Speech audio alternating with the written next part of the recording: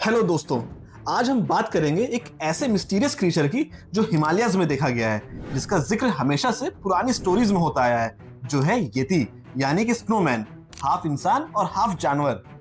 क्या येती सच में एग्जिस्ट करता है या फिर ये सिर्फ एक पुरानी कहानी है, एक माइथोलॉजिकल बीस्ट की? चलिए इस मिस्ट्री का सच जानते हैं। पहले सबसे बड़ी साइटिंग हुई 1951 में, जब ब्रिटिश माउंटेनियर एरिक शिम्पटन ने हिमालयस के मिनलुंग ग्लेशियर पर बड़े बड़े फुटप्रिंट्स देखे।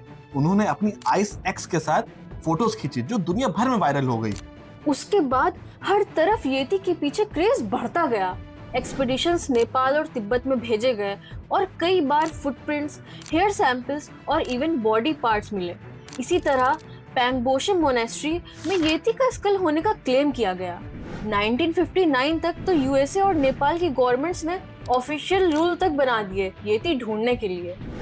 2008 में अरुणाचल प्रदेश में एक मिलिट्री वर्कर जंगल के रास्ते मार्केट गया था, पर कभी वापस ही नहीं आया।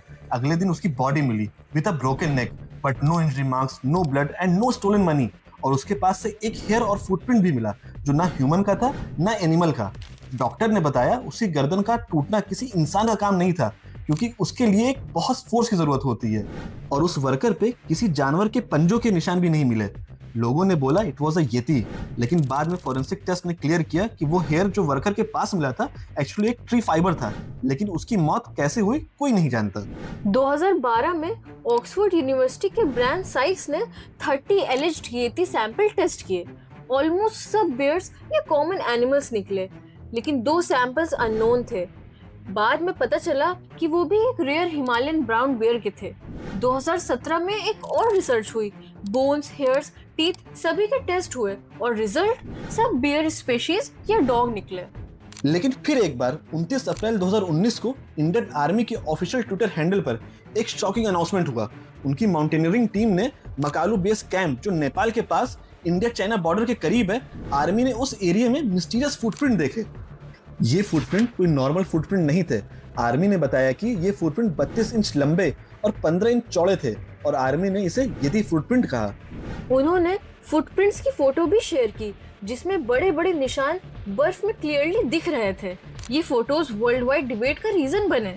कुछ लोगों ने इसे सिर्फ एनिमल्स के ट्रैक या बर्फ के इंप्रेशन का इफेक्ट बताया, पर बिलीवर्स ने इसे स्ट्रॉन्ग एविडेंस माना येती की एग्जिस्टेंस का।